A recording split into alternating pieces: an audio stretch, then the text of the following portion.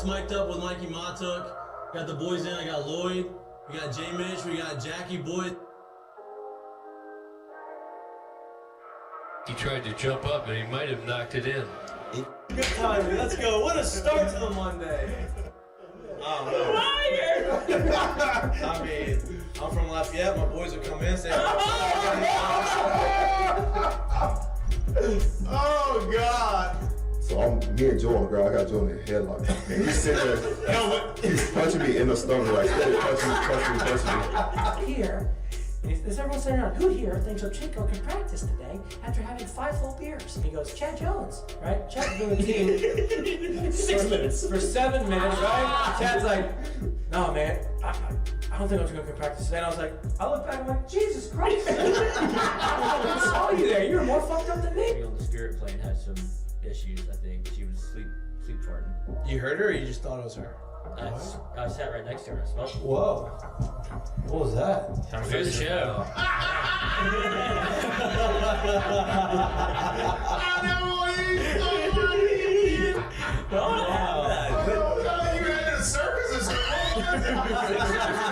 late. Like, I don't even know what I'd be doing. Now, when you do go to spring training, are you going to bring your chinchilla and your turtle? My dad tell you about it?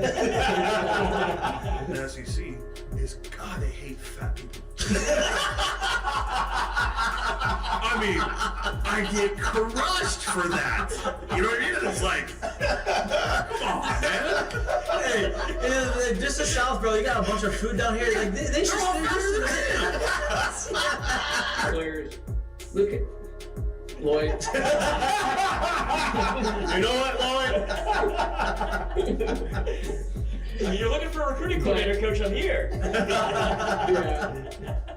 He's like, I'll piss my pants right now. No way. We're wearing gray pants, long gray pants. He goes, I'll piss my pants right now.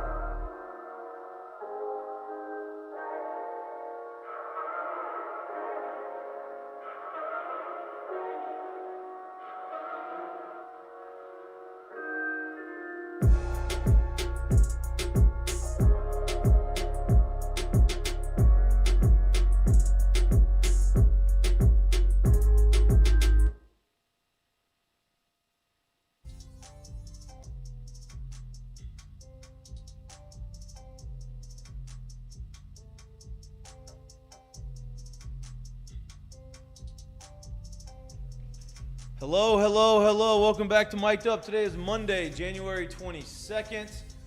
We have a big show. You know why it's a big show today? Because Lloyd doesn't have to really produce too much today. Yes. We have no phone calls, no video calls. No the pressure. man himself is in the studio, live, for an interview in person. So Lloyd has no guesswork on how to make these speakers and There's something to mics say for work. when you mess up enough that it just kind of comes to you. Look, she made him show. Look, Exactly. I'll give you credit for that. I Yes. appreciate that. We are recovering from the first pitch banquet.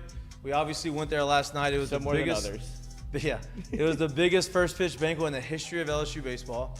Was it 1,500 people there? So raised a bunch of money. Obviously, it's the official start of LSU baseball. Gotta work Me on and it. Jerry got the opportunity to have a nice little conversation on stage with our friend Kevin Gosman. We appreciate that. We appreciate the opportunity to be there a little and be a long-winded. part of it. Huh? A little long-winded. Yeah, my wife said I was a little long-winded.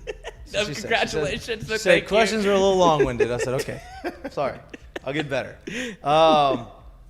So the show's right now is all, we talked about the transition into baseball season. It is now officially baseball season. The first pitch banquet makes it baseball season. We are excited to talk about baseball. We are excited to recap the games, preview the games, and we're excited to have our conversations with Coach Jay Johnson. We have a lot to talk about, but today, the start of the show is all about college baseball. So without holding up anymore, I want to introduce National Championship head coach Jay Johnson. Coach, I appreciate this is the first time I think you've come on our show in studio. I think so. I appreciate that. Yeah, I appreciate you coming in. We're excited to have you. Last night was pretty special.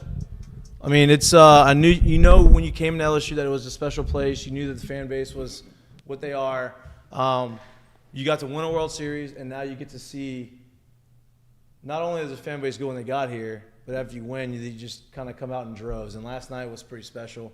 How'd you feel about it? Yeah, it's amazing. I think there's a lot of excitement. I think anytime we can celebrate what the 2023 team accomplished, you want to do that.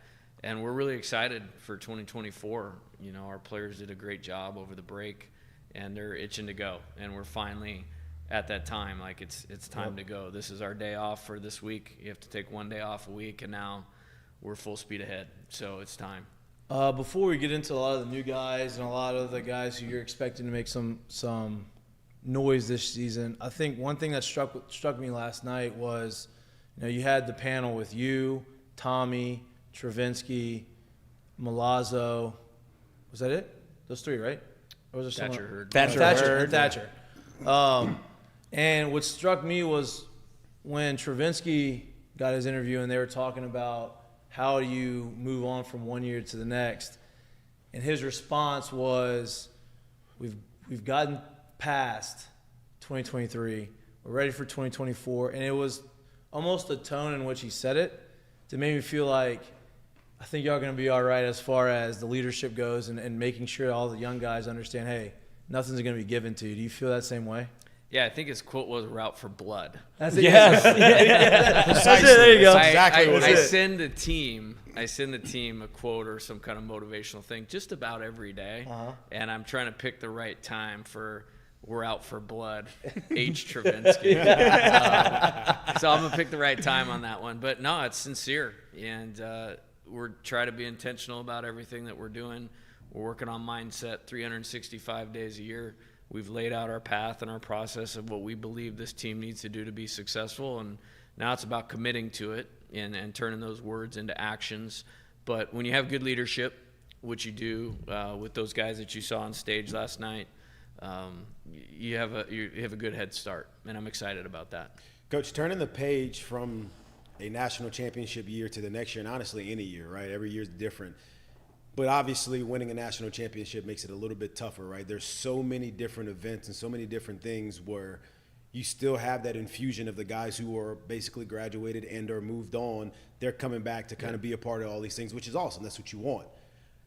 How early do you start implementing the plan and the mindset and getting players to understand that that's done and you need to kind of start building on yourself to get better from that? How early can you do that? Yeah, we tried to do it right away and talked about just being mature about handling all of it. You know, that deserves to be celebrated, and it deserves to be celebrated forever, and there will be more times that we get to do that, but really honoring the process of what it takes to get there. And we try to lay it out pretty specifically, and there is zero complacency. I think there's a good line that one of my former assistant coaches had where he would say, if you can predict it, you can prevent it. And so if you look back really over the last 10 years, the national champion has struggled more than they've succeeded the very next year. And there's some really good teams and really good players that happened to. And so we've kind of built around this concept of needing to win, you know, or having to win as opposed to just wanting to win, you know. And, you know, I think so far, you know, I haven't had any concern about that. We set a really high bar. We had a couple of false scrimmages where we actually played pretty well, but we addressed the things that we needed to be better at. And I think the leadership, those guys that were on the panel last night and a couple others have really helped me with that. Now, today's it's a new day and age with the NIL and with transfer portal, and it's a lot easier to get players that have experience, right? You've got a guy in that's has been in your program for a good while. You're able to bring another guy in from the SEC that's played here for a while, but also bring in a whole bunch of freshmen. How is it bringing in new guys to a situation like this and kind of letting them know the standard is the standard and this is what's expected here? As far as for work-wise, obviously everybody wants the outcome that you guys had last year, but how do you set it when it comes to how this is how we go about doing that? Yeah, I think every day has to be mapped out, and we talk about doing everything by design and not by default. Literally from day one of the fall, how they lift, how we build them as hitters, the defensive work, the pitchers development, throwing program, inter squads. We don't take days off unless the NCAA makes us, you know what I mean? And, you know, it's a program and a culture of work, you know, kind of the lights on mentality. There was an off day today. I had to go up to New Orleans, but I got back in, and you could see guys walking through the locker room. They'd been in the cages, they'd been in the weight room, and I'm really proud of that. On top of the results, like it's an unsaid thing now. It's just how we do it. And so I think we're well positioned for that. I think they're very eager now to get going and to get us on the field as coaches with them and really start charging this thing. And, I got asked all the time last night, Harry, are you ready? And I'm like, no, but in 26 days, we'll be ready, I'm excited to get that going. But, again, really hat tip to the leaders, the players, and the team and the program. Like, you want culture to be a transferable thing, and I really believe that it has been in our time here. You talk about culture, and I think a big part of the culture is having buy-in from the best player, or the number one player on the roster, and the, 35th, however many guys are on the roster, right? Last player on the roster. And you look at last year, and you look at some of these guys that maybe had a ton of talent but didn't have an opportunity. There wasn't a path for them to play. Maybe they weren't ready. Maybe they hadn't figured something out yet. They had talent, but they just weren't quite ready yet. It's easy for somebody in this day and age to say, I'm going somewhere else, right? It's harder for them to say, no, I'm gonna swallow my pride. I'm gonna realize, okay, I'm not quite ready. I'm gonna work harder, and I'm gonna get back to that position, right? And I haven't been around the guys as much as you, obviously. I haven't been behind the scenes, but from what I've been told from some of the players, and Goslin's been around there working out and seeing these guys, there's some guys that were on the mound that redshirted, didn't throw last year, that figure some stuff out. Yes. And I think people are going to be shocked to see, like, oh, who's that guy? He was on the team last year. Why didn't he pitch? Well, he had to develop a little bit, and I think that's a product of the culture that you have developed. I mean, are there some guys out there that people are going to be shocked to see come out there and perform the way they're going to? Yeah, 100%. And our whole job is development. Yeah. This model that I've tried to use at any of these programs that I've been the coach is recruit, develop, win, which is stay focused on what's important now, and then have the self-discipline to repeat that day after day after day. And I'm super proud of those guys. The couple that come to mind, DJ Primo, redshirted last year. Aiden Moffitt is throwing 100. Both those guys look great this weekend. And, on the pitching staff, like, we have these buckets of pitchers. You got the guys that helped us win a national championship returning. When you think of Thatcher, Nate Ackenhausen, Griffin Herring, Gavin Guidry, Javen Coleman, like, all those guys pitched successfully in Omaha last year. That's a great starting point. And then, with the portal Gage Jump, Luke Holman, like, you can't get better guys in than that.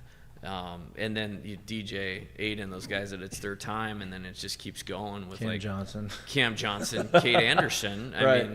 I mean, two left-handed pitchers. Like, we got lucky with Cam in the draft, and I really believe had Cade stayed healthy through high school, he would have been a really hard one to hold on to. But I've lost enough guys in recruiting. Like, I'll take these. no doubt. It's OTU. So I'm excited about that, and super pumped up about those guys. And I think it's a good lesson. I actually showed the team a video the other day. It was Nick Saban talking about freshmen playing and then how that relates to the NFL draft. And he's like, in all these questions, I've never been asked how much did a guy play as a freshman. They want to know, what have you developed into?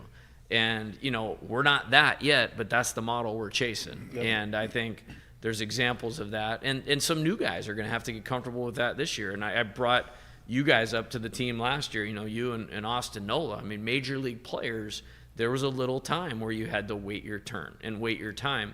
And that's okay. Right. And is it common? No. But, if you want to be here and a part of this, then there's a maturity level in dealing with these types of things. And last year's team handled it like champs and became champs.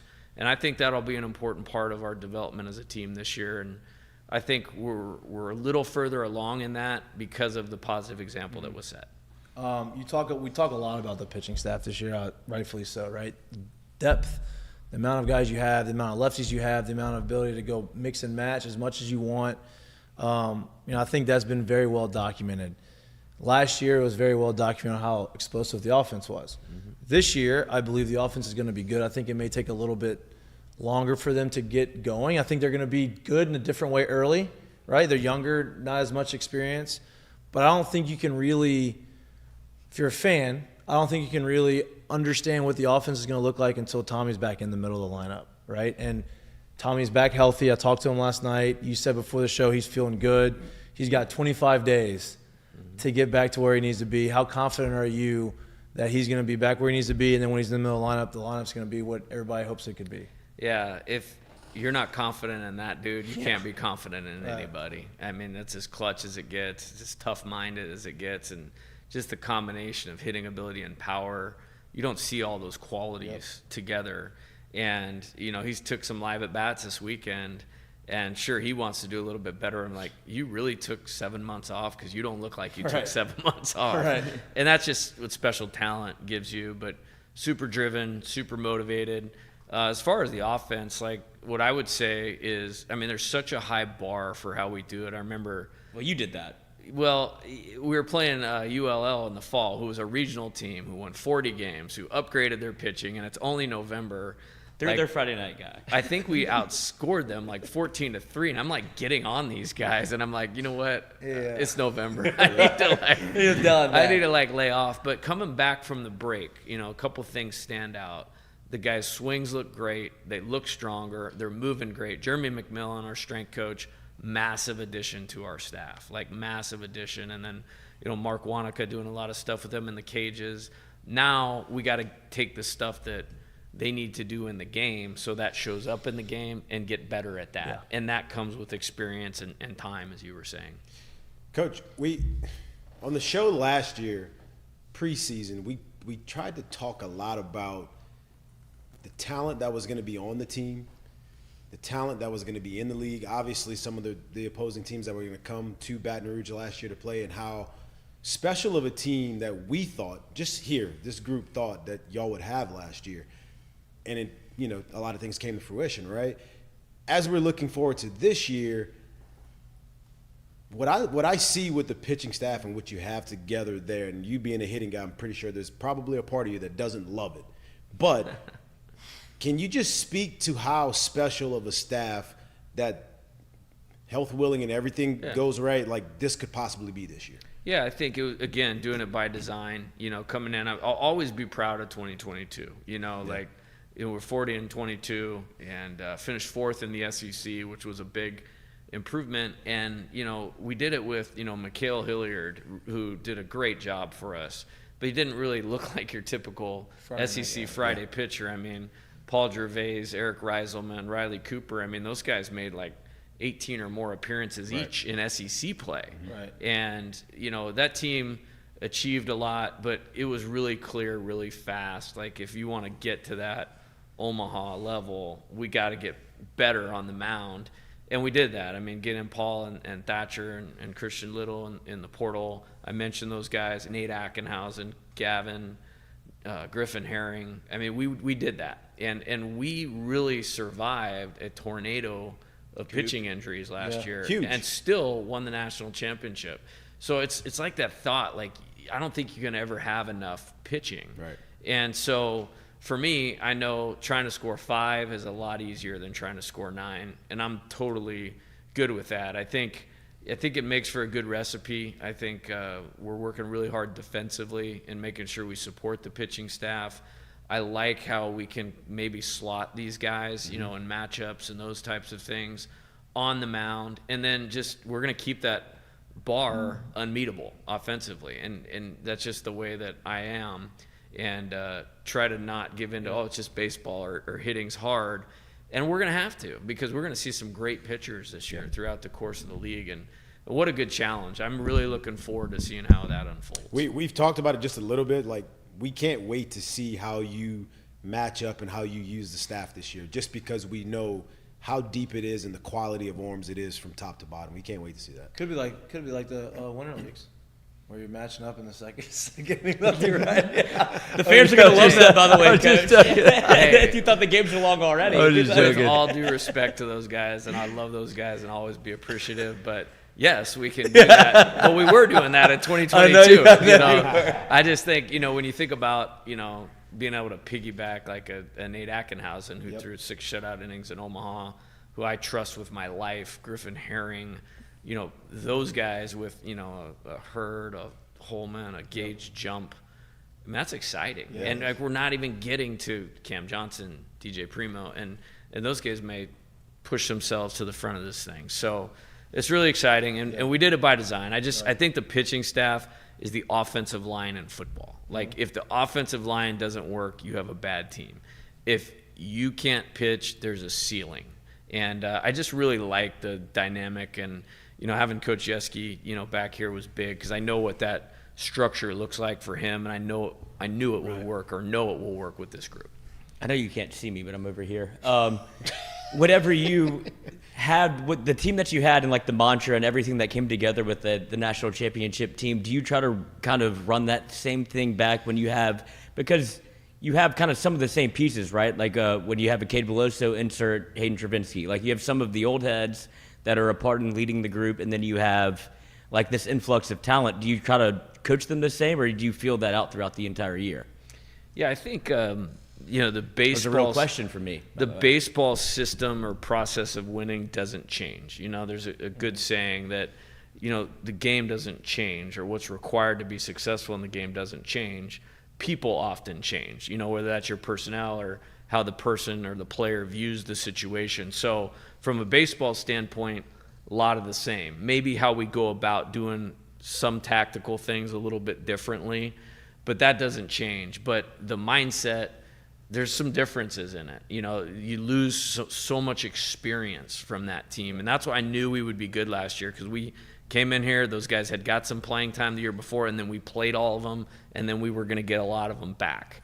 And you need old players, and you need future major leaguers to win the national championship, and we had both of that. Well, now you have some of those guys, but some of them, they're elevating themselves a little bit, and I'm so excited about it. Like, we do everything thoughtfully. Like the transfer portal guys we brought in this year, total thought in that. But we want Paxton Kling to take the next step. We want Jared Jones to take the next step.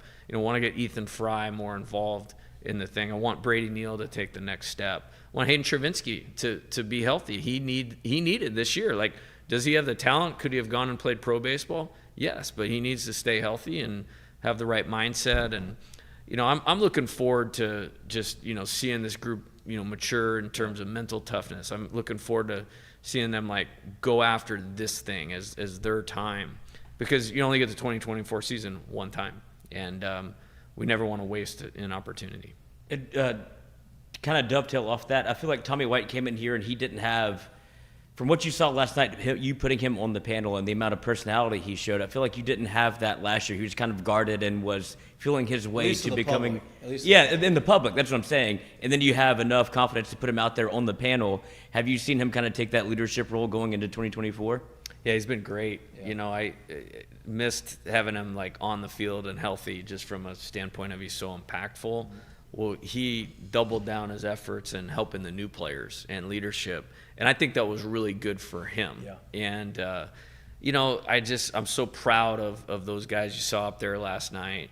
Josh Pearson is also in that group. Will Helmers is in that group. Like, we had unbelievable player leadership with Gavin, with Cade, with Paul, with Dylan.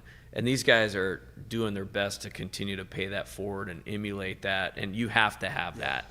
And as a coach, I'm very proud of that. And they're doing a good job. And, Tommy is a big part of that. And I will say I like seeing him in the batter's box a lot more than standing next to me in the dugout. If the pitching staff is your offensive line, I would imagine your catcher's kind of your center, right? And you get Milazzo back. Mm-hmm. You get Brady Neal, who had a ton of experience. You kind of have an embarrassment of riches on the mound, but you also have an embarrassment of riches behind the dish. You have four guys that you could probably put back there that could catch and be confident. One guy who's probably the best defensive catcher in all of baseball. So you have the offensive line, then you have your center that's kind of calling the protections and making sure everybody's in the right spot. How important is that to have him come back and be able to be the centerpiece of that rotation? Yeah, it was huge. I was really looking at last year. Okay, I think we're going to have two of the three back. And to get all three, and when that became possible, probably because Alex hurt his leg, Hayden was hurt for a better part of the year, I think both of those guys probably could have signed a pro contract for different reasons. We were able to get them back, and a lot of peace of mind about that. Because if you look at all of them, Hayden has a chance to be, in my opinion, one of the better hitters in the entire country if we can keep him healthy. Yeah. Well, if we can manage his catching load, that gives us a better chance to do that. Brady, I was so positive about what he was doing last year. Like, we just kept running him out there. And, I mean, he homered off of Hagen Smith and Chase Burns, probably the only player in the country to do that last year. And he was on base all the time, did a great job handling professional at bats. Yeah. As a very young player. Yeah. I think he was only 17 during the season last year. So you want to help him with his offensive load. And then Alex, I'm so proud of his offensive development. I mean, I told the story last night of like looking up at the scoreboard in the last game and seeing that he was hitting 289. And in the middle of like the biggest game of my life, I'm like, that's big time right there. Like that's awesome. Right. And then he singles to right field and keeps the rally going. Right. So all of them are going to play. I think we probably have 12 guys that maybe today are a little bit ahead. All 3 of them are in those 12 guys. Yeah. And, I need to protect them offensively, defensively, and having the versatility to put a different guy back there whenever we need to. What a luxury. And that was my next question. You said you want to protect Travinsky a little bit behind the plate on his catching load. I'm sure he's going to get some innings behind the dish. He's probably going to get some innings in the DH spot. Is he going to get some innings at first? Is there other positions that you're going to try him out? Or Yeah, we'll play with it. I mean, we played him in the last non-conference game at first base for the first time last year. Oh, Mikey's had some experience doing that. I did. That didn't work out well. Yeah, so we'll see. I mean, there's a lot of things to account for, making sure Tommy's shoulder's good and how would that affect things? We made some position switches, those types of things. I mean, I feel confident he could do it. Right. I think, the thought is going into the year that Jared's going to be the first baseman. Yeah. Coach, for you to give us that information about protecting him, I would imagine it's not only physically, but it's also to protect them as a person, as a player, as their mindset and understanding.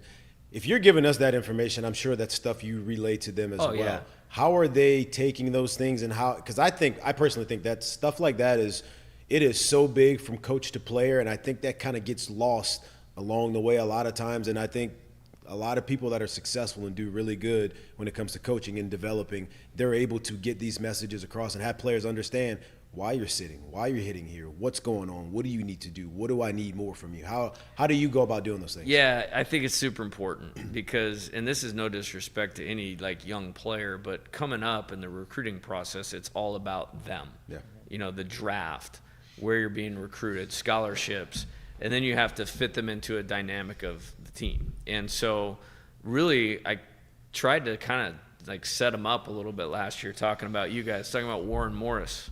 I mean, everybody remembers the walk-off home run. Nobody remembers that he redshirted in 1993. Kurt Ainsworth, Ryan Jorgensen, big leaguer, was a backup to Brad Cressy. Yep. So, like, these things happen when you have an elite team.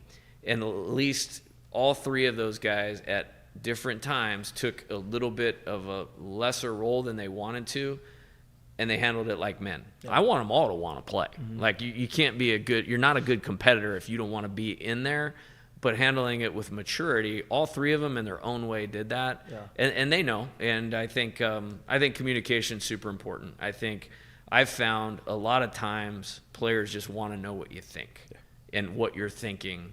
And then even if it's not what they want to hear, it's better than making them guess. And so I try to be super clear about that. We meet individually a lot. I do a lot of on-field coaching, to kind of bridge the gap with some of that. And those 3 guys that's the model. You know what I mean? We want guys like those 3 guys. Baseball guys are superstitious, right? I'm very superstitious. You can thank last year, Beloso engaged, came back, senior, won the national championship, got married. Now you have another senior come back, got engaged. Hopefully it runs around, right? Like that's good karma, right? You got engaged, you got on. Yeah, Milazzo was smart because he just went in for the thing. He didn't he didn't tell me it was coming. Like with Beloso, I mean, he did it, and then we had the injury, and it's like I knew Cade was going to be a big hitter for us. He put in so much work. I was like, hey man, you gotta put that off for a while. You gotta come back next year. She'll be there when you. She'll be there when she loves you. She's not going anywhere. Exactly. Yeah. And Caroline, it's like Air Bud. that was awesome. She deserves a national championship ring because we wouldn't have won it without Cade. And like I felt like she was always giving me a dirty look. Just kidding. But no, those are I don't know their fiancés and wife well, but they're lucky because those dudes are great dudes. I saw Dylan last night. He said he's going to be here for opening day.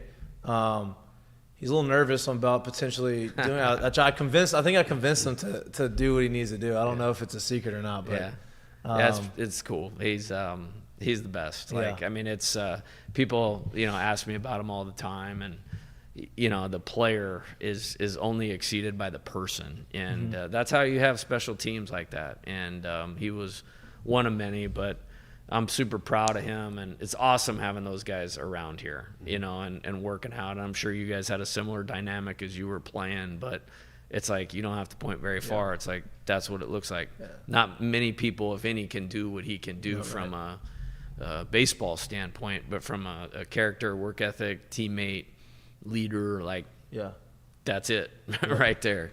And don't think you got rid of George, by the way. He was here at 1 o'clock yesterday. 1 o'clock in the afternoon, already ready for the first pitch banquet. So George Cruz is going to be around.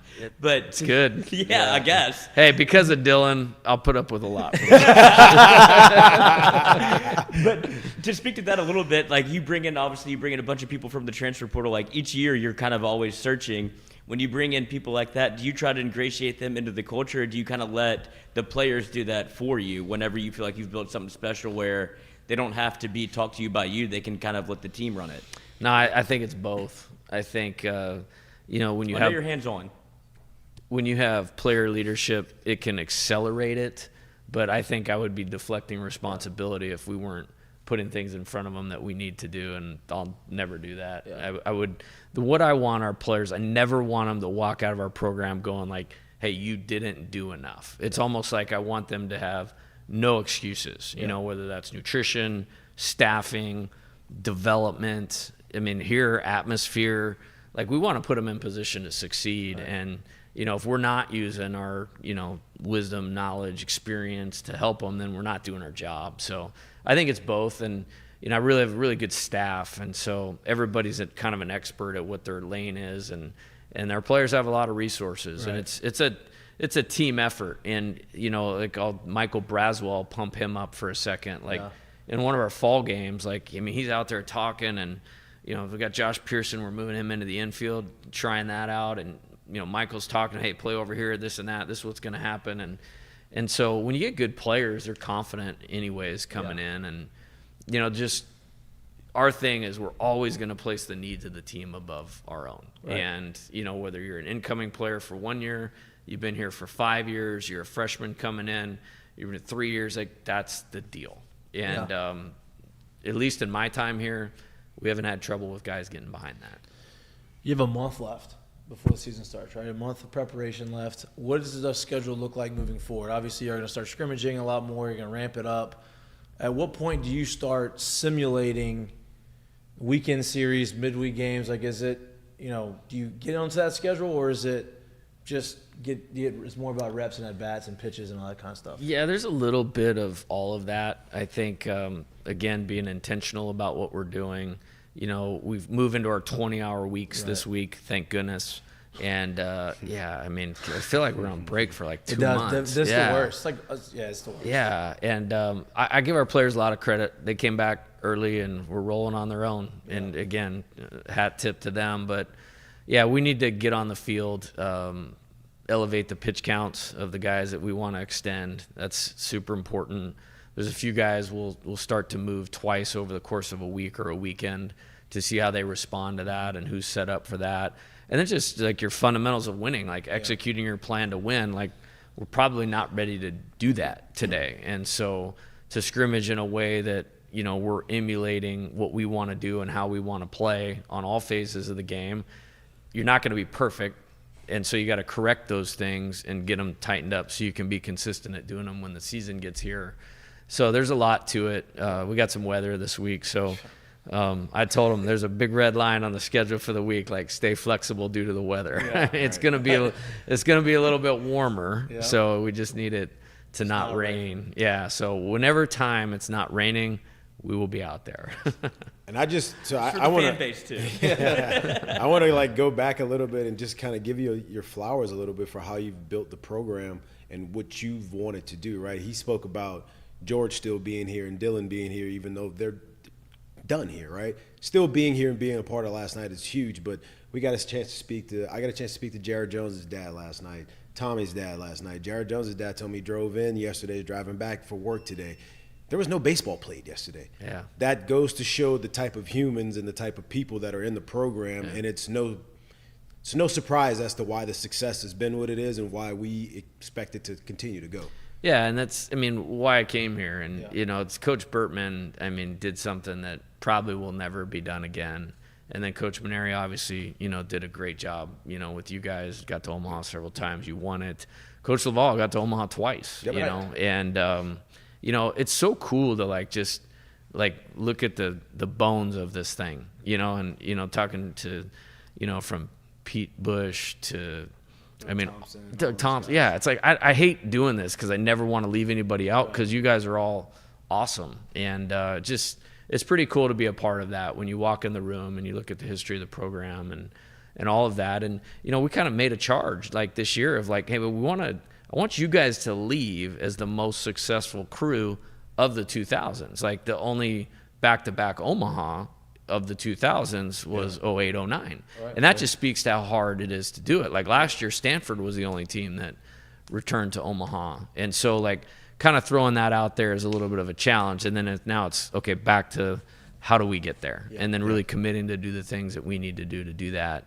But there's no place like this. I mean, as evidence of like that deal last night was unbelievable. And you get players from California, Florida, Michigan, all these other places that they're not from here. New Jersey, Anthony's from New Jersey, and then they play here, and now they're from here, right? Like they live here, they stay here. Cressy's not from here, but he lives here. You know, Doug Thompson's from Mississippi, Sean Chico's from Florida, Anthony's from. It's just, I think that's what makes it so special. Dylan Cruz from Florida. It's just.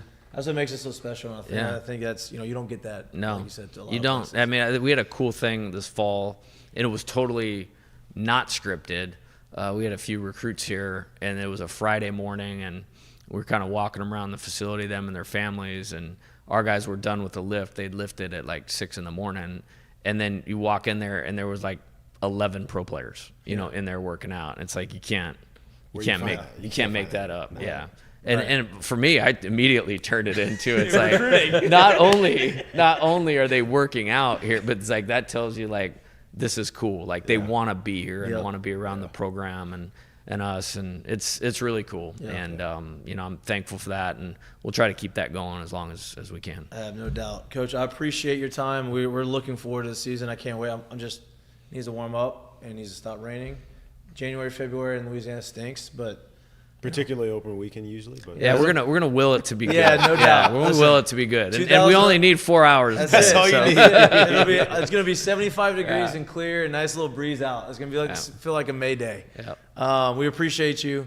We'll have you on, hopefully next week, and we'll continue to do this throughout the course of the year. So I appreciate you, Coach, as always. Thanks for your time. Yeah, as long as you want to come in, We're gonna fix. Do you see how much he's been sitting back over there today? We're gonna fix though. We're gonna fix that. We're gonna make sure this is where it works, so the video calls are seamless. The next couple weeks, we'll be pretty. We'll be in touch. Yeah.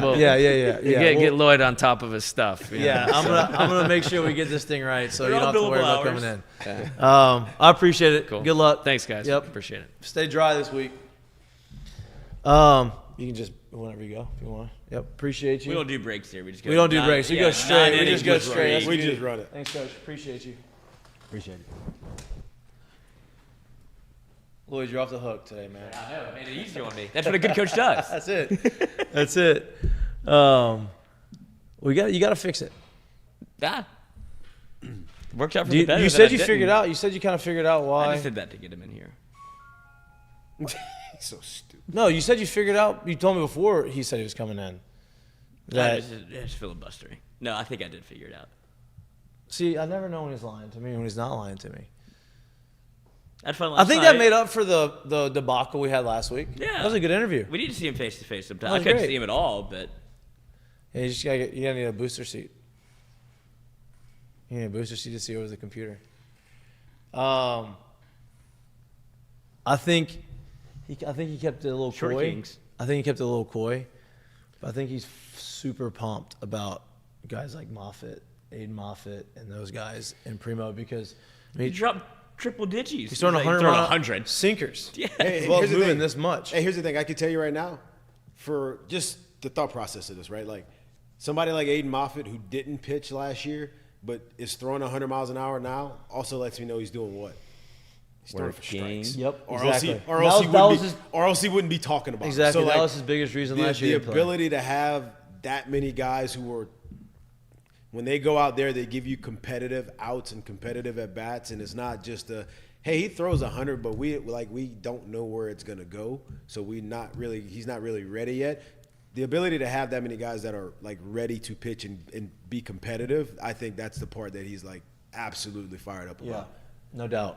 And I think that he's brought him up a couple times unsolicited, and I think it shows you how important he's going to be to this team and how much he's developed since he's gotten here, and that's Braswell, right? He brought him up a couple times in the interviews that we've had before this interview, and he brought him up again today without, unprompted. We didn't bring him up. We didn't talk about really the middle infield at all. But he talked about how his leadership and how he's communicating and how he's helping all these guys around him. And I think that was a big reason why they brought him in. I think that's too, like, from all the times we talk to him, we don't usually try to push him to speak about people. And I don't think he really does it in a sense of, let me just make sure I'm kind of placating this person or that person. I think he does it because he really feels like, hey, this dude, you need to know his name. Like, he's going to be a big part of the team this year. So to his point, him bringing up Braswell, and when he brings up people kind of unprompted, he's giving you points in little pieces and little nuggets of saying, keep your eyes open. He's going to be a big part of this thing. Yeah, I mean, I'm looking forward to that. He reminds me so much of a little bit of Saban and like Belichick, where you can tell he's like a student of the game. Like he was rattling off players from the 90s that he has no business knowing. Yeah, I mean, he was in California. That's what I'm saying. Like he's not, Yeah. like you would be hard pressed if you just got dropped into the interview, be like, oh, he must be a Louisiana guy. Hey, I love how he's like, Dexter's Laboratory is like, hey, bro, I'm putting the lab Dexter's I'm putting the lab Laboratory. jacket back on. Don't talk to me for the next. What a reference. That's where he's going back to. Right Wow. I love that he brought up the Saban quote because we talked about that a lot whenever Saban said it, right? When people talked about freshmen playing and not playing, and Saban comes out and says, no scout ever Ask me. in my career has asked me how much did he play as a freshman, and Or why didn't he play as a freshman? why didn't he play as a freshman, right? And so the fact that Jay, who kind of has those same similarities as a coach, as Nick, references that, like it's a pretty big deal. And the Dolphins ain't coming to college. Hey, listen, it shows you the He ain't going to big leagues either. He the ain't a culture. big league guy. It shows you the culture Jay's building too, because you can take someone like Brady Neal, who's a young kid. He was a younger freshman last year. He was still 17 when the season started. He's into year 2, right? Like you don't just keep getting granted eligibility. He's in the year 2 where he's still a young kid. Somebody like that could be like, hey, if I'm not going to be the starter, or if I could be gone, right? He can play anywhere. Right. That guy's he's here, right? And he's staying here. That tells you what kind of culture that they're building in that building and how they're able to how transparent he is with everyone, that's how you win, man. And I think that's, I mean, it's no discredit to Jay and the LSU baseball team, but I think that's like an LSU brand thing. Like you see it with Garrett Nussmeier on the football field, where it's like, I could have gone anywhere in the country, but I'm going to come back, sit a year, and then get my opportunity to play because I know what you're building here, and it feels like it's something special, and that's a kind of a testament to LSU in itself. No doubt. And I think you talk about LSU in general, I think that's Louisiana and LSU, right? Because I mean, look at last night. you look at football, right? You have that same feeling in football. You have that same feeling in baseball, right? Maybe more so in baseball. Like guys are going to go there frothing and really just want to play baseball at LSU, right? Like it's all they want to be. Like this is where they want to go. This is where they dreamed of playing, and they come here and you see guys elevate their play because they're playing places where they have a lot of pride in. I think that means that goes a long way. I think it helps at LSU, but I also think it's a huge thing anywhere where you can go into buildings and people will just be straight up with you, more than just telling you, hey, you're good, Yep. hey, whatever, however it goes. And you get people to be straight up with you, you get a lot out of them quicker, and you get to figure out who you are and what you got and what you need to do and what you need to stay away from. You need to figure that stuff out a lot quicker, and I think you find a lot of programs around the country that are continuously winning year in and year out, and those type of programs. I would imagine a lot of those are pretty much the same in a sense of they're straight up with you, man. Like they're gonna give it to you straight, and either you like it, you don't like it, you get better, you don't get better, you rise or you fall, whatever it is. But we're gonna figure this thing out quick. Yeah, I'm looking forward to the season. I can't wait. We're gonna be. I forgot how much. We're gonna be cooking. Yeah, a lot of steam. This last couple of days giving us a little bit of juice, huh? That felt good last night. It Yeah. was a lot of fun. A lot of people that. Show. And Baseball that's show. what, yeah, I mean, at its root. But don't forget Jaden Daniels on the Heisman. But seeing, like, all of the guys that don't have people, like seeing Cade Beloso's dad, like Hot Rod. Yeah. Like seeing George Cruz, like all those people that are still around the program and how much they, like, y'all mean to them and you mean, and they mean to you, essentially. It was like, I forgot how tight-knit of a community just for a second because, like, we haven't been in it in a second. And then to go to something like the first pitch banquet where we were there at, 1 o'clock, and then you have the Cruzes, the Belosos rolling in. The thing doesn't start for 5 hours. Right. Kids aren't even playing anymore. No. On LSU, you know what I mean? Yeah, it's like, it felt like a reunion of sorts. And it's like, did. I don't think this is going to be the last time they show up. It brought back memories for me, like just seeing them last year. I think that was probably the coolest thing for me personally, being around the program last year and kind of seeing it, was being in Omaha and getting to see the dads watch their kids hit in Omaha and like have big moments. Oh my God! Yeah, I've never gotten to experience that. That was cool. Like I was seeing it from that side that was real. Like it gave me goosebumps. Yeah, you were on the big screen. We were on the big screen. I mean, damn the screen. They were on the screen. They were on the screen, and we were every time they were coming to bat, we'd look back at Beloso's dad and Travinsky's dad and those guys, and like they come up big moments. You can see like the pride just beaming from them, and it's awesome. It's a Disney Channel movie. Yeah, it's awesome. It was. That unlike the Buffalo Bills. Unfortunately. Tried. Well, What? I've seen that movie before. Wide right. Oh, not the kick. I'm talking about the fake field goal, fake punt. Oh. That was supposed to be Disney-esque. Not Disney-esque. No. Didn't work out. Do you think you lost Comeback Player of the Year? I mean, who else should it be? Baker? Flacco. Or Flacco? I mean, I don't think that play would stop it. It was not his thing. I think it could be Baker, too. Flacco, Baker. DeMar Hamlin. I mean, DeMar Hamlin's getting it because He died. he's alive. I don't mean in like a No, mean way, but like, I'm not even being weird. yeah, like he died on the field, and then he's back playing football. So like, you can't get much more comeback than that. You know what I mean? Like, I wouldn't be surprised if Baker won it. I'm just being honest right. with you. I mean, but as far as statistics on the field, Baker did it for a full year. Best. Yeah. I mean, he was a top 5, Yeah. technically, statistically, in the league, top 5, 6 quarterback in the league. I think he was 4th in the league in touchdown passes in the regular season. I mean, it's DeMar Hamlin and Jesus. It's the two people. I mean, but yeah. So bold call. Like you said, do you think that was gonna you have Josh Allen? and we didn't get to watch it. I had to watch the highlight of it. I didn't really see. I didn't even see that play. I didn't even know that play happened. But you had Josh Allen that had 12 carries for 87 yards and 2 touchdowns, and it's like, let's do this. And Big debate on first script take wasn't this morning. scripting. Big debate on first take this morning between Dan Orlovsky and Ryan Clark about. Where Josh are you? Allen. Where are you on that? Where are you on that side of it? I was trying to figure that out when I was listening to it. I'm gonna be honest with you.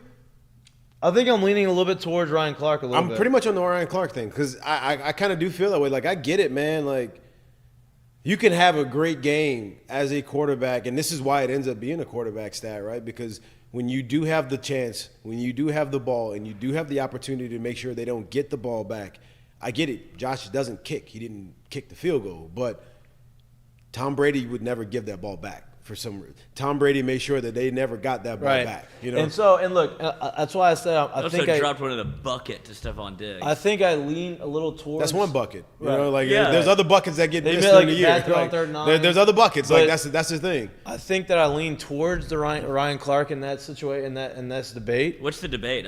So basically, he's talking about how people are not giving. They're not, I guess, coming at Josh Allen enough and not putting enough responsibility on Josh Allen for not winning these games. Yeah. right? Like, if you are one of the greatest, best quarterbacks in the league, like, you have to win those games. You can't, and you're not losing those games. Like, they're not losing the games because of him, but they're also not winning the game because of him. That was his point. And Orlovsky came back and he was like, look, I get what you're saying, but early in Tom Brady's career, and this is kind of the, like, I agree with this point a little bit on Orlovsky. He's like, early in Tom Brady's career when he won those Super Bowls, if it wasn't for the defense, their field goal kicker, and then the kicker making these big tuck rule. Yeah, the Vinatieri making these huge kicks in the snow and game winners in the Super Bowl, you know, they may not win those Super Bowls. If he misses that, it's a whole different part of the thing. And I understand that, right? You need players around you. And look, Tom wasn't winning the Super Bowls at the time. He was. But, like, Tom wasn't the Tom that we know now in 04 and 03. Like, the he wasn't 40, 50 touchdown, 5,000-yard touchdown. But he was a really good quarterback, and he was making winning plays, and he was doing the things he needed to do when he needed to do it. He also had some help around, right? And so that was Orlovsky's point, was Josh Allen is doing what he needs to do, and he put them in the position to win. He didn't lose the game. Yeah. He had an opportunity to tie the game and go into overtime, but at the end of the day, here's the deal. They didn't make that field goal. There's a minute and a half left in the game. I guess – so here's the thing, too. Like, you know what I mean? Yeah, and here's the thing. Mahomes is probably going to come back down. Well, exactly. Here's my thing. Like, you have Mahomes, like – Mahomes has been in the league for 7 years. He's been a starter for 6 years. And for 6 years straight, they've been, at worst, in the AFC Championship game. Right. But I guess what it comes down to is, like, if you take Josh Allen and you say we fast forward and we get to the end of it, and he never gets past, let's just say he never gets past an AFC Championship game, but his stat lines are always great. Are we just going to remiss the fact that he is the one not getting past that point at some point? Right. Or are we just going to keep saying, well, the kicker wasn't this, or the Absolutely. defense wasn't that, or at what point do you overcome those things? Right, and that was Ryan Clark's point. Yeah. And I'm not disagreeing with him. Like, I think I agree with him more. We could say you than I don't. played a great game but still didn't get it done. That's the thing. Right, and here's the deal though, like, I think you played a good game. Yeah. But he averaged 4.8 yards per completion. That's my point. Like, if you had a game where you were – if you played a baseball game where you were 4 for 5 with singles, with 3 homers, a single, and that last out was a strikeout in the ninth with a runner on second, like, we can sit here and say, well, maybe we wouldn't be here because of you. But if that's the trend, and that's always the thing, and you always get up in that moment and you're not getting it done, or that you don't – at what point do we start to say, like, you're just not that, right? Yeah. Right. Like that's I guess where the kind of question comes in, and right. I kind of lean a little bit more towards that side. He played a great game, like he's a great quarterback. Right. There is nobody that could take that away from him, but we all want to see him get over the hump, and that hasn't happened yet. You know, it's a shame. Joe Burrow got hurt this year because Joe Burrow's 5-1 against both those motherfuckers. Yeah. Yes. And you know what I mean. And the one loss was a nail biter. When it was pretty tight. It was last year. Yeah, last year. It was the AFC Championship. Yeah, against Pat Mahomes. Yep. 5-1. And I'm going down. After they beat him once or twice last year. They beat him once. He had beaten him 3 times in a row, and they had beaten him once last year. That's what it was starting to trend to be called Burrowhead. Yeah.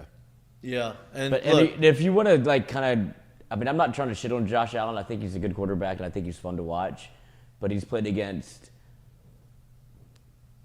some of these quarterbacks that he has playoff wins against. They're starting to kind of, like, come to fruition, where he's played against Deshaun Watson at Houston, right, which is a good one. that's a good one. That's a good one, Yeah, right? because that's when he was playing his best. Yeah. And then you played against Indianapolis in the AFC wild card, where you played against Phillip Rivers, who was dying on the field. And then you played against Lamar Jackson and who was their backup? Because he got hurt. Huntley came in. And so, like, these things are starting to stack up a little bit. He played against Mac Jones. Like, you know what I'm saying? Like, when it comes to, like, if you want to put it as a quarterback win. Yeah, but then look at who he's facing. And look, I know we're talking about wins, and, like, the loss to Mahomes in overtime, like, He gave the ball with 13 seconds. I'm gonna be honest with you. I think now more than ever in the game is wins a quarterback stat, and the only reason why I really say that is because look at the amount of money in salary cap that's allocated towards the quarterback. We'll look at next year. So when we have to pay you this much, Yeah. and it's gonna come down to it, yes, I expect you to win me games. Yep. Like, that's kind of where I'm at now. Should every stadium be a dome? Does What? he miss that kick if it's in a dome? I don't think it matters. Man, look at the flags though. The flags weren't even blowing. Yeah, I don't think it matters. That's your They home weren't even- field, bro. That's the Like, first thing I looked, because the way the ball moved, I'm like, damn, what's the wind blow? That's the first thing I looked at. The flags weren't even blowing like that's crazy. his home hard. field. I don't think it matters. They got a kick in it too. Exactly. And you got, I mean, look, Lamar's playing some football right now. Well, they have the best kicker That maybe team's of all unbelievable. time. Hey, you know when you listen, you know when you know you're a really good football team? Watch them play. Yeah. It's kind of boring. Yeah. And the next thing you look up and they're up 17 points in the league. That's hard to do. That's how Georgia was these past couple years when Monken was running that offense. They would just bludgeon you, just pound you to death, Like- throw what they need to throw, and next thing you know, you're down 21. Every now and then they get like a 30, 40-yard play, right? Every now and then. But then like 5, 6, chunk play of 12. Lamar- chunk play of 12. Lamar this chunk play year- of 15. You're like, Jesus Touchdown. Christ. Hey, but it's nothing. That's it's just like, nothing oh, this crazy. is- yeah. If you watch, tell me what was more exciting? Lamar's MVP candidate race this year that he's obviously going to win the MVP, or the one when he won it before? By far, there was way more highlights, Right. way more eye-popping plays. This year, you're just like, oh shit, It's Hey, efficient. can't beat him. You know it's so crazy to me, and like I watch Lamar Jackson run, right, and play and move and do things. When people are making moves on guys, usually they make their move, and the guy they're paying attention to is the guy in front of them, right? They're making the move. Lamar Jackson's so unbelievably athletic and so confident in the fact that this guy's not going to tackle me. Go watch his highlights. He makes a move on a guy, and when he's making a move on this guy, he's looking at the next guy. Right? So like I noticed that when they were showing highlights, he would stop and he like does a little like step back thing. But when he stops, he's not looking at this guy to shake him. He's literally stopping and looking at the guy behind him who's going to make the move on next. And I'm like, there's not many people that can do that. He still makes professional athletes look like, like the 5-star that's in high school playing against dudes that don't belong on the same field. He's still making professional athletes look like those kids that don't belong on the field with the 5-star. He's special, man. He is very special. So it's fun. It's gonna be fun to watch them. I mean, to me, they are the best team in the AFC. Yeah. Right? I think they make it to the we've Super had that Bowl. whole conversation. We didn't even talk about the defense. Right. Like that tells Two you of the best linebackers in the league. Lord. No We doubt. didn't even talk about them, so that tells you. Speaking exactly of, what did you that see team is. Patrick Queen go at? Patrick Queen loves Twitter. Patrick Queen loves, yeah. He was going at people. Yeah. He was protecting Devin Devin White. Someone came at Devin White and basically said that, you see, you put Devin White in, they give up a touchdown pass, even though Devin White didn't do anything wrong. He's just fans being fans. Well, Patrick Queen's coming to take up for his boy and starts going at these guys, and Devin White comes back. It's just PQ loves himself some Twitter. It's fun. He's not scared of it, and he went viral again from that interview was from Mik'd Up, by the way. Yeah, nobody wants to give us credit. It's I keep bullshit. seeing it on Instagram. Like It's bullshit. No, I guess we should have watermarked it. It's like It's a bullshit. sex tape that got leaked. It's like Bullshit. where'd that come from? Here. We're not getting enough credit for that one. That's okay. We haven't got any of the credit for that one. That's the crazy part. None. None. Like everybody is taking it, and nobody's crediting it. Where did this come from? I don't bullshit. know. I said Bullshit. to y'all in my Oh, I saw it. yeah, I was just like, this is unbelievable. It still keeps popping up. Who you got in the Super Bowl? And guess it's gonna happen again. Now I have the Ravens. Y'all just talked me into it. But if you're Ravens and who? Niners, right? I got Ravens and Niners. That's what the logo tells you. It's purple and it's red. I do think that San Francisco and Detroit game is going to be fun to watch, though. Really fun to watch. I do too. I want Detroit in there so bad.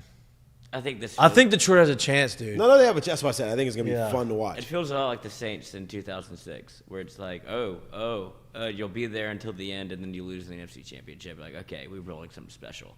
But the Saints against the Bears in 2006, Reggie Bush does the point and the flip into the end. It's like, how are they this good? And then you end up. And then Reggie Bush gets decapitated on the screen pass. Was that the same game? No, that was against the Eagles. Shelton Brown. Yeah, that's right. That's right. But it's kind of like that, where like you're on this run where you like can't really keep up with your feet because it's going so fast. See, but I think it's a little different. I really do. Did you see that stadium? It looked like the Superdome in 2006. Unbelievable. I mean, what they're doing right now, that culture is a great example of what they're building. Just a bunch of grit, man. And you know what's great is Dan Campbell was a part of both, right? And I don't know, dude. I mean, what they got going on over there. Yeah, you're playing with fire. I mean, they have an opportunity to win, and like Aiden Hutchinson versus Brock Purdy will be interesting. Yeah, because Aiden Aiden Hutchinson's Hutchinson a is baller, a dude. killer Yeah. in his second year. But like I said, And they may not have Debo, which is he's I think, playing. I mean, I think so too, but 50-50 they say. Oh, Christian No Ball? fractured shoulder though. That's good. Yeah, but he'll take a shot. It's been a good playoffs. I think that this next weekend is going to be pretty awesome. I can't wait to watch. Yeah, we didn't get to watch. Can't wait to watch this weekend. We're doing some busy. We're a little busy, but it's okay. Ooh, We had busy fun. We had fun. weekend. We had fun last night. We had Found a out good how time. Ethernet works. You found out how to hack into. Shout out Joe. You found out how to hack into Ethernet. Yeah, I know way more What- about the internet now than I should. What's our feelings on this Ohio State report? Why is the NCAA trying to shoehorn themselves into? Are you talking about? What are you talking about? Yeah, what are you talking about? I'm talking about. Did you see the? And report? how do you shoehorn? You know what a shoehorn is? Like to help you get a shoe off your foot. Uh-huh. That so. Florida is what I was about to get Oh, they're to. about their allegations for the You're right. So that's the what guy made who me think of- left. Yeah, because Ohio State's out there reporting like we spent $18 million. Well, they're not reporting. Somebody was reporting that they spent $13 Lane Kiffin's million. reporting Yeah, it. yo, he retweeted. Yeah, that they reported that they have spent up to now $13 million and counting. Which to in me, NIL. actually, that number isn't that big when you No, look it's at like big. the NFL. That's big. They're We're not like- looking at the info. We're looking at This college. isn't NFL. Yeah, we're looking at college. Are they not making like comparable money No. But it's television wise? it's different. Like no. they're not. No. No. Well, I know that's what I'm indeed saying, not. but on the scale, yes, they are. Like 13 million versus 130 million. It feels like it makes 13's a sense. lot. Just- 13 million is a lot. No, but if it was if you signed Caleb Downs to an NFL contract for 2 years, $13 million. he's not in it. But he's not in it. I know. That's the problem. It'd be Caleb Downs ain't going for what all these portal quarterbacks are going for too. So Caleb Downs is getting $13 million in the first round. Yeah. Right? Like, I mean, a little more than that, but like, that's what I'm saying. So you got him for 2 years for 13 million, yeah, that's his second round money. and it's not third even round money. he's not even $13 million worth. Like that's the whole collective. I understand, but that's a lot. It's of a money. lot. It's Only a because lot of it's money for college? Yeah. Yeah, It's it's a lot of money that you're giving out. Like these guys, I'm kind of mind blown right now that you are because the saying, school's not paying because for it, here's so the the thing. school's not Here's- making the money. Here's what you are missing though. Like if we could sit here and talk about all these players in the portal or how much they're spending on guys basically in college free agency, how many of them are going to be first round picks and or play in the league for 5+ years? Well, a finite amount. No, not as many as you think. That's what I'm saying. As A we said, finite. like a small So my amount. point is you're saying like, man, it sounds small, but it's not. Because think about it, like the cream of that cream is still the ones that ends up being at the top, the ones that get to the league, the ones that make a ton of money. You get what I'm saying? So like, 13 million, that's a lot, man. That really is a lot. But and that's what leads me to if they do change this from if the NCAA is getting involved like they are with Florida and with Florida State. I don't know why they're just going after Florida schools, but so How about far Will they're- Howard just got paid to sit the bench? Huh? Will Howard just got paid to sit the bench. Well, we'll see who they start. I saw but yeah. Walker today actually in Lafayette. Had a nice little comment with Walker Howard. Anyway, go ahead. He got paid to sit the bitch too. But whatever you look at it, if it ever becomes like what they want the NCAA to be or what they want the conferences to be, wherever you're paying from the conference, from the TV money, 13 million will not be a big number. Well, it's right? gonna be. It depends on what the cap is. Like if they do that, they're gonna have a cap on how much you can spend. yeah. Like if they do that and make the regulation, that's what they're gonna have to do. Right? Like that's where it's moving towards. You're gonna have. Well, they won't do that because then you won't be able to compare Ohio State to some said small school, right? So it's going to be more of like a revenue share thing where, Right. obviously, that's my point, though. It's not, you're not going to be able to do it. They're going to make sure that number that's number at those schools is not higher than whatever they're spending right now. Like and it's going to be more evenly dispersed. Yep. I think they're going to go to like a format in which all of the schools are on kind of the same level, right? No, Well, the if they format- do what Chip Kelly was saying, then That's you what have I a think's gonna 60-14 happen. with the revenue sharing and 60-14 with revenue sharing. That's what. Yeah. But that means they're gonna have a cap. Yeah. That means Yeah. each team's gonna have a cap. That's what I'm saying. Each team's gonna have a cap on how much they can spend. But the reason why they're not going to be able to get away where all teams are making the same is because even though you have all these you have the Power Fives, right? But off the top of my head, I think we can all agree that maybe the players at Louisville shouldn't be making the same thing as the players at Ohio State. or the players at LSU or the players at Alabama right now, right? So you're not going to be able to get away with being able to have it so high that where they're all making something. So they're gonna dumb it down to where it's kind of a even. You're gonna have to be able to modest pick playing. Yeah, you can't just give everybody all the money. Yeah. Is what they're gonna try to make it out to be. Where you have to go and you have to pick and choose who you're gonna spend or how you're gonna allocate the money, right? Or okay, you're not gonna get as much, or I'm gonna pay you more and then I'm not gonna be able to pay.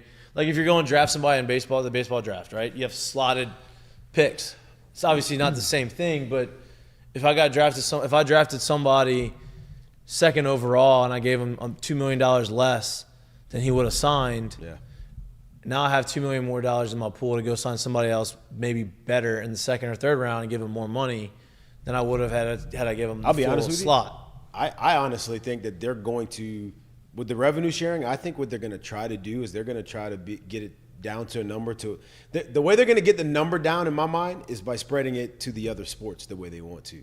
By basically saying like, Title IX will pop up again. Yeah, at basically some saying like, point. I know you play football, but the revenue sharing is for all sports around all schools, so we'll make sure we keep or have these enough so where we can have it like that. I think they're going to try to find somebody. Because that was the biggest argument against paying or pay for play in the beginning was like Title IX. Well, we have to allocate these funds to non-revenue sports. Is how this whole thing became an issue. Is like, oh, football can't make money because nobody else is making money, and we have to do it this way. But when you look at revenue sharing, right, like Vanderbilt gets cut a check because they're in the SEC, not because they're good in terms of football. Like they still make money, but they don't win any games. Right. And so that's another part of it that you're gonna have to figure out. Of like, you're lucky to be here.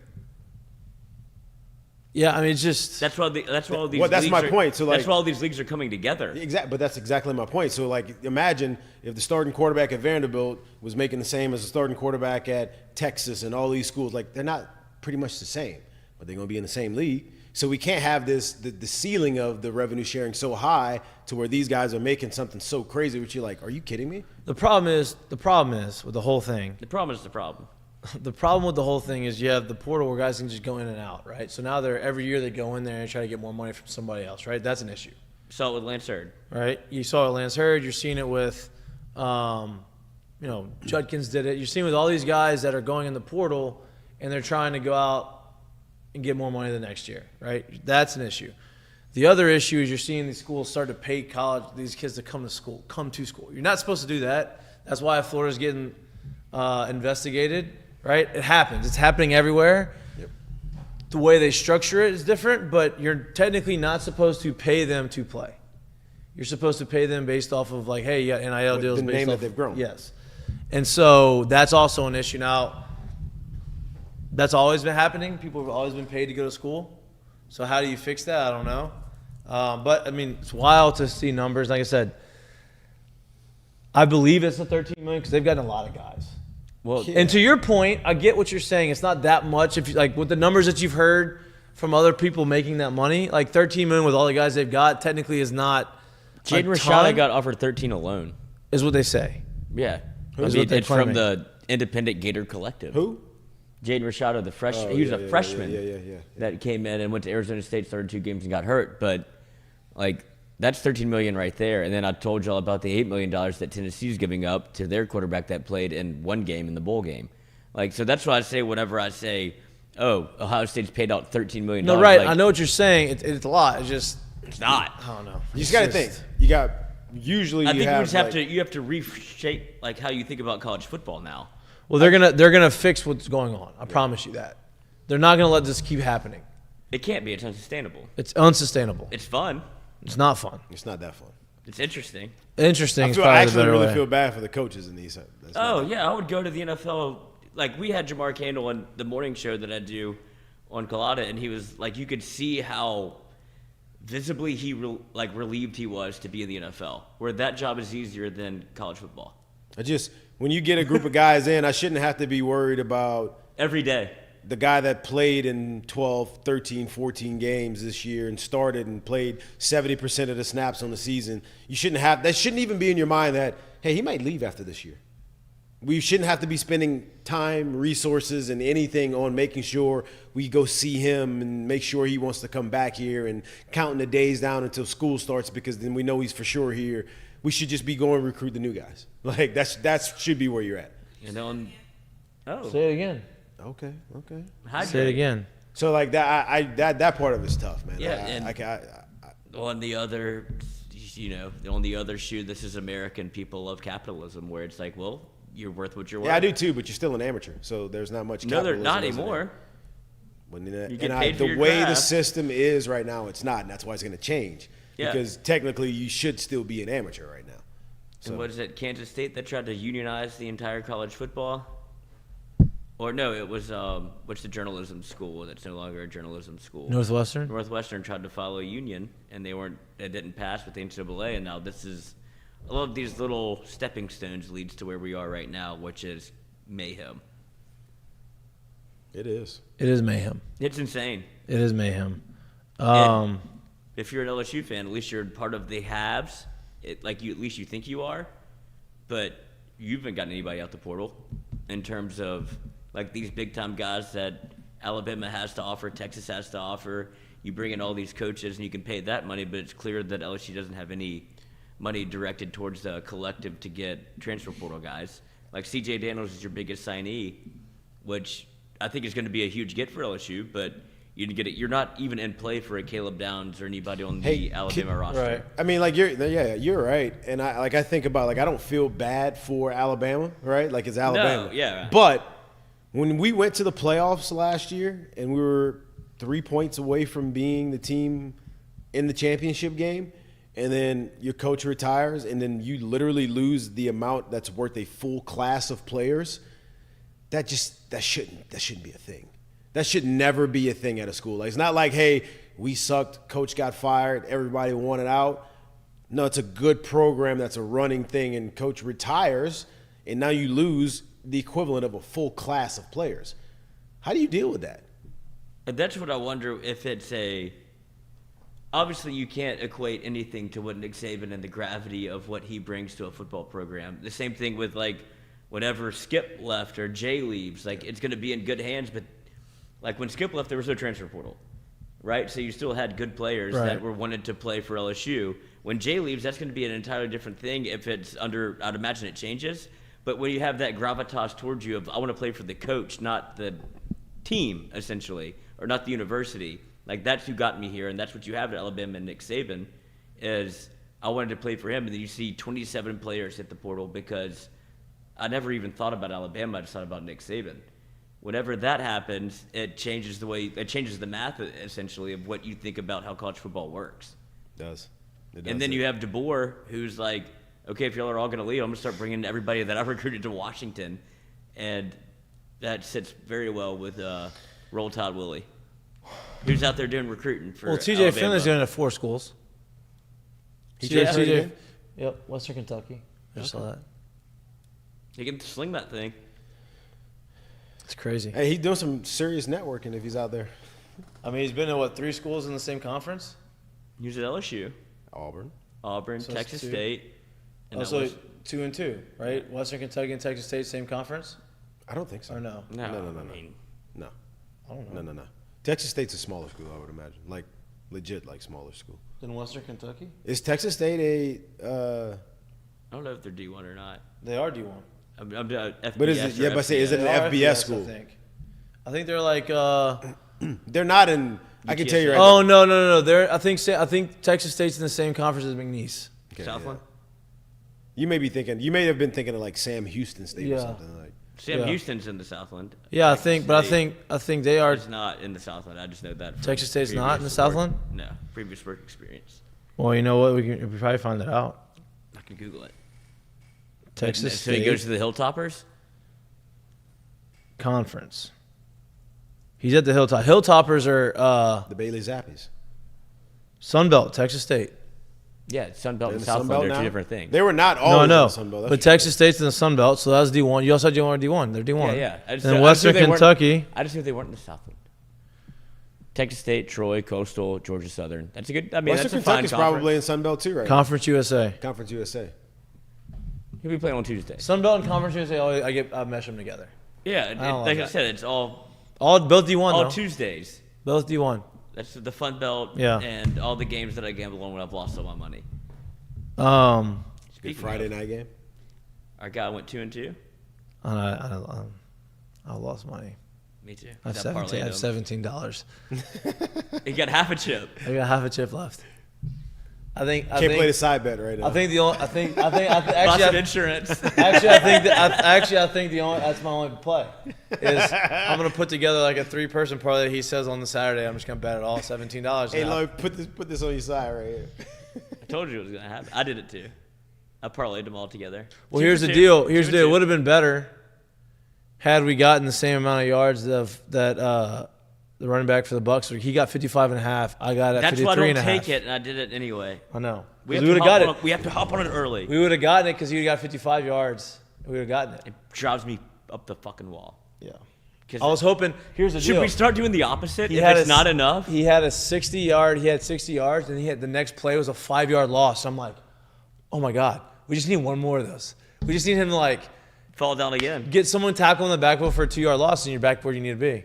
Didn't happen again though. They stopped running it. But so what we're laying out here is that this man posts this number, and it obviously moves as soon as it gets posted, right?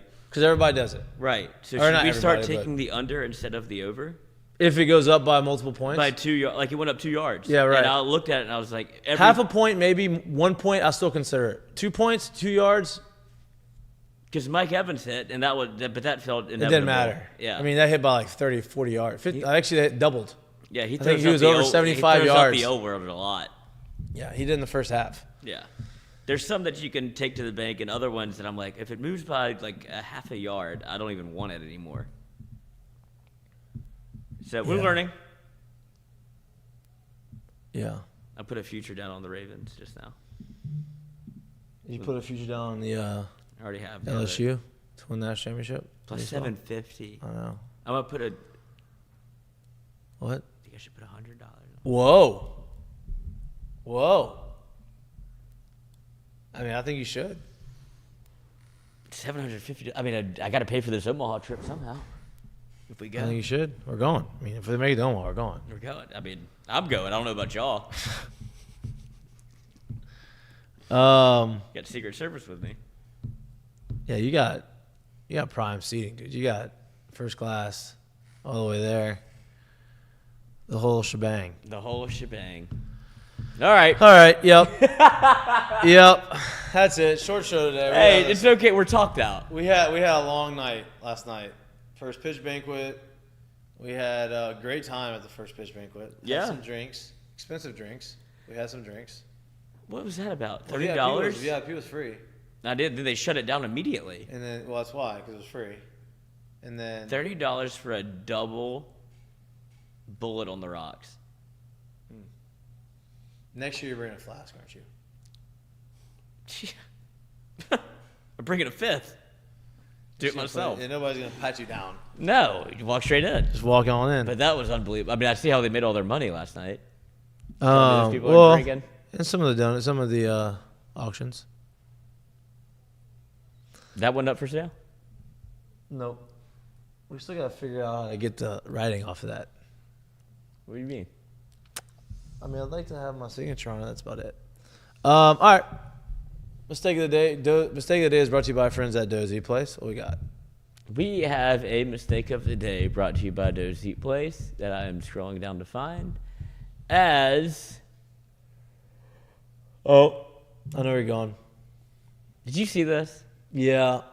Do you agree with me? She's not doing herself any favors. What is up with her? Because she's such a good basketball player. We're talking about Caitlin Clark that if you watch the video, it feels like she did it on purpose. She did it on purpose. A little bit of a flop. But it's such a bold move. She was looking right at this girl. This girl's having a good time with her phone, and you looked right at her, and you're going, look, she's going right at her.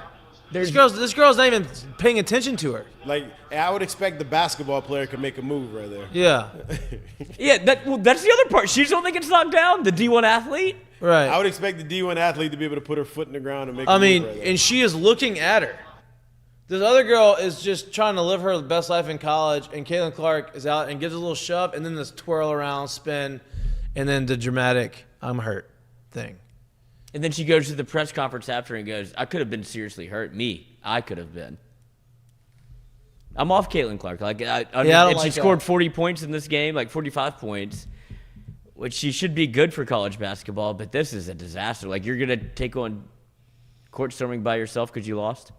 Yeah, and I don't know. So She has a little bit of take the ball home with her. She's Yep. a little bit of that. Yep. Don't love that. don't call that. Yeah, don't love that.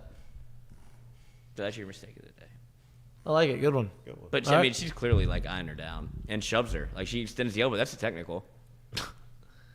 Flagrant, at least. I mean, When she's running around these screens, she does a good job of avoiding contact. She's looking you're right tell- at her. No doubt. She's looking right at her. It's hard for me to believe she didn't see her. I'm just saying. Right at her. There's a bunch of plays in their playbook where she's that close to people, and I'm sure she doesn't run right into them when she's trying to get open for the ball. So It's unbelievable. Stupid. I don't like it. All right, Curtain Call is brought to you by our friends at Assured Partners. And? Me. Oh. What we got? I'm gonna go. This is where we are. It's a very slow day today, so I'm gonna go. With, It is. I'm gonna give it to Jimmy Garoppolo because Whoa. Oh. Jimmy Hair played tied. about 300 snaps this year. Snaps like downstairs. About 300 snaps this year. Jimmy made about $24 million this year. It's a good year. Also largely expected that they're going to release Jimmy in the Duh. offseason, which is going to cost them another $11 He gets million 11 million to get released. for the buyout, obviously. Wow. So if that does happen, that will bring Jimmy's career earnings to, can anybody guess what they are? $137 million.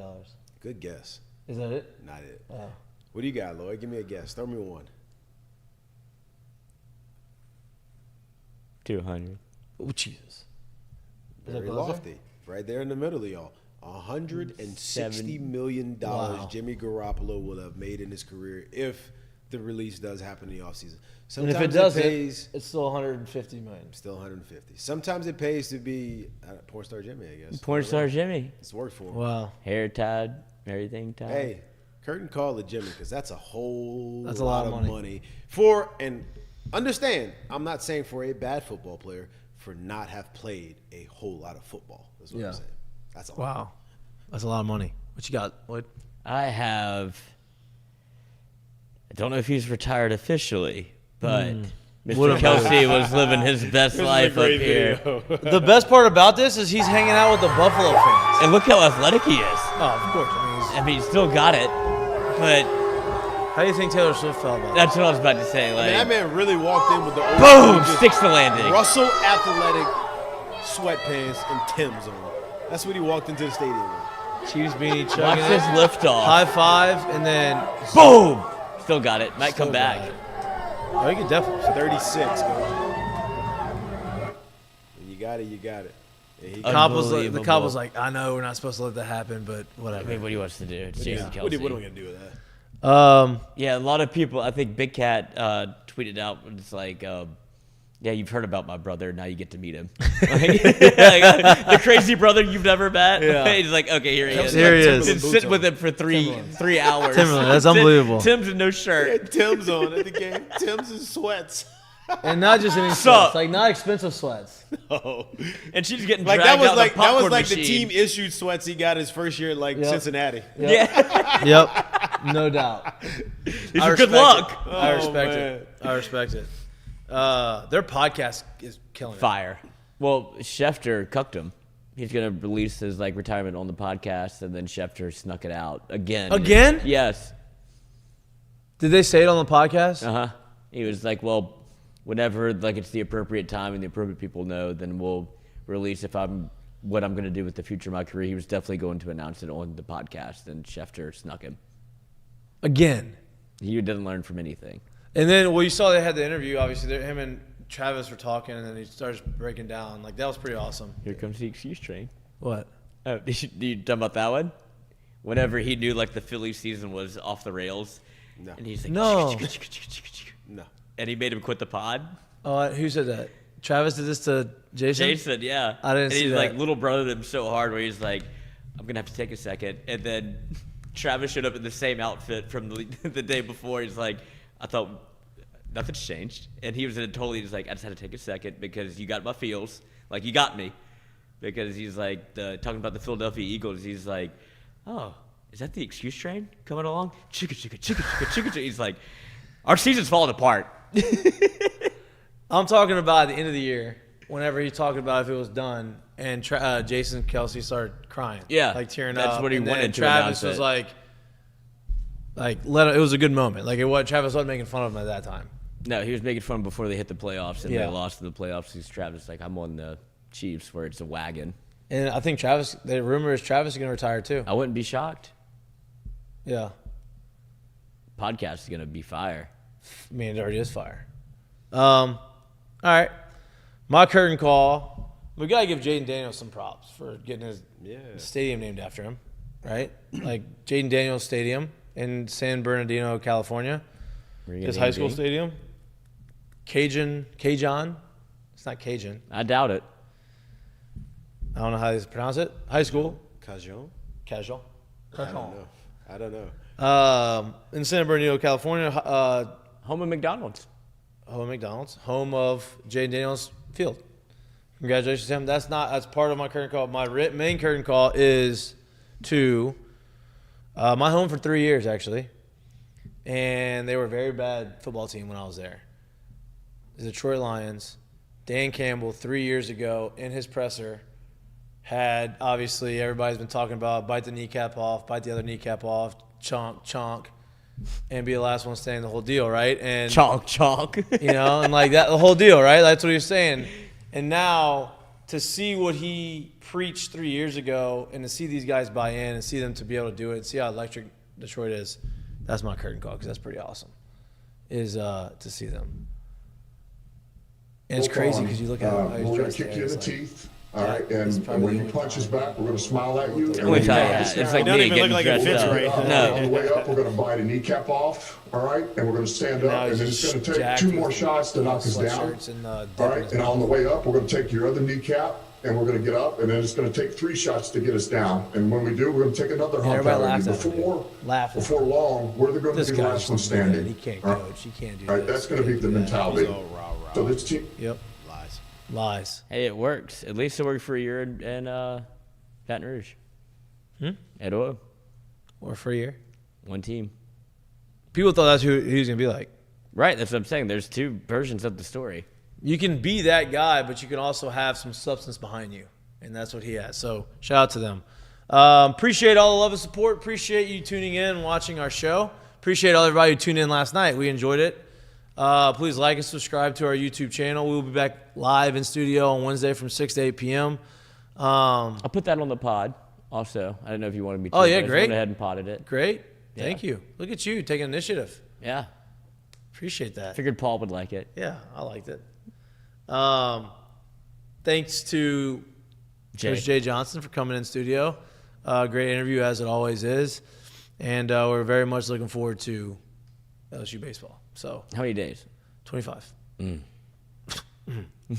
25 days to LSU baseball. Looking forward to it. Cannot wait. Like I said, we appreciate all love and support. We appreciate all of our sponsors. We appreciate everybody who has supported us and going to continue to support us. It's going to be a great baseball season. Cannot wait. If you want to And, sponsor, get in now. Yeah, we It's got only going up from here. Yeah, we got a lot of things cooking here in the next couple of weeks. Big baseball show. Yeah, we got a lot of things cooking here in the next couple of weeks. We're looking forward to it. Gonna have some really new look stuff happening. Gonna get a facelift. Can't wait. All right. Enjoy the rest of your Monday night. Enjoy. There's really nothing going on. There's nothing going on. Enjoy Find your nothing. favorite series. Enjoy nothing. Maybe you spend some time with your loved ones. Also, did y'all see HBO? The new True Detective. Yeah, weird. Weird. Very weird. It's the director. Like, he got way too much leash to be able to do his own thing. Like, after very the weird. first But then, one. then I caught myself at the end of it, like, kind of being like Intrigued. waiting for the next episode now. I think like, everybody very just wants weird. to be what it was the first season. It's never going to be that again. That one was in Louisiana, based in Louisiana, right? Yeah, with Matthew McConaughey. yeah. Yeah, I mean, Tom's a flat Woody. circle. And Woody Harrelson. I mean, I'm how actually rewatching that one. Well, and Are Daddario. you? It was great. I could watch it again. Drink a Lone Star. I was in Erath. It was based in Erath. Erath, Oh, Happy yeah. Bill. I've been through there. That's from my area. Well, You've been there. You've been through there. I mean, there's really nothing out there. Exactly what they're showing. There's really Spaghetti nothing King, out there. Yeah, but it's not the same. it's not the same. Have you watched the new Fargo? I've never seen Fargo in my life. The movie? The new Fargo, like a Yeah, TV now show? but they did a limited TV series. I've that never they seen did. a It's TV really good. It's actually what True Detective. Have you is seen supposed Jack to be. Reacher? I can't do it. Why? It's the You most can only see Thad Castle? meathead. Yeah, it's It's that. actually not bad. What does he do? Shoot somebody? I'll be honest with you. How does he get out of this one? I'll be honest with you. The plot. mean, it Gets, is- the story gets better than you think it does. Okay. Jack Reacher? Yeah. Yeah. Yeah, they make him a meathead. He's very the dialogue they give him is very limited. Yeah. But the story gets better than you think it does. Yeah. He's not doing any oil I changes. also, you know what I do want to watch? I think I'm gonna rewatch. I'm jealous that you're watching season. I'm one gonna of True rewatch Detective. Blue Mountain State. I think. Where is it? I think it's Amazon Prime, huh? Maybe not. I'm gonna find it. I may have bought it back in the day. Probably. Uh, All timer. there's a clip. Alex Moran's my hero. There's a clip when they're at the party, and they're trying to eat the food. And he slaps at Alex Moran's hand. Don't eat that. The boys are gonna poison us. We have a game to play tomorrow. And he starts yelling and screaming at the It's from cheerleaders. the old And the lady. cheerleaders come in and start hanging out. He goes, "No! Get away!" So funny.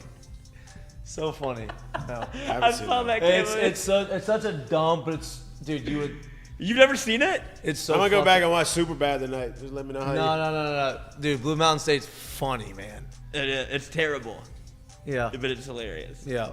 It's Yeah. one of it's like Entourage maybe, kind of in that. Not same- even. No, stop. No, what I'm saying, if you're trying to introduce it, you just had your 1-year anniversary. Congratulations, curtain call there. Yeah, appreciate Um, it. Yesterday. Yes. But if you're trying to get like, if you have a loved one or dating somebody, like, okay. Don't tell me it's like Entourage. Entourage is literally one of the. not. No, but I'm talking TV about shows for the other person. in your It's life. no, a it woman, is like, Entourage. This is more of a. It's dumb humor. that's what I'm saying. It's very guy. Yeah, but dumb guy. Like Yeah. Entourage is dumb humor. It's humorous, but it's like it's guy humor, but it's not like It's a great. It's not show. all. Yeah. Yeah, they're not doing oil changes. right. You know, like it's. But this is so. It's so funny. It's great. Yeah, maybe overstepped, but I just know that some people. I that think rewatch it, I'm gonna rewatch it. I might just start Entourage again. I've rewatched. I've watched Entourage that like 6 times. so many times. Whenever I actually have the box set of. Whenever Entourage. I went through my dark times in baseball and it was like not playing well, I'd restart it On season 1, episode 1. every time. Oh yeah. I restart it and then I'd Such watch an easy watch too. It is. and it would just kill time, and it was just like okay. And then I'd usually get to about season 4 when it got real. Well, season 3B is where it kind of starts to drop. Yeah, off, and like, at after the I end got of that, I'll stop. No, and I then, watched the whole thing through. Season 7. Oh yeah. Oh yeah. Yeah, when Vinny got dark, I didn't like it. Oh, that's what I'm saying. Season 7 is the best. Little cocaine. Was that season 7? Season 8 stinks. Yeah, it's season. It's 7. It's 7 seasons. 7 in a with movie. Sasha 7 Grey. in a movie. I've seen you before. 7 in a movie. Yeah. What movie is that from? What show is that from? Community. Have you seen Community? Oh yeah. 7 in a movie. The Indian guy who like. Biblioteca. Yeah. Yeah. Childish Gambino. Yep. All right. Look That's at all I us. got. That's it. I'm glad we get to do that. That's You're all- friends. Yeah, just friends. All right. Enjoy the rest of your Monday. We love y'all. Peace. I'm having a hot toddy.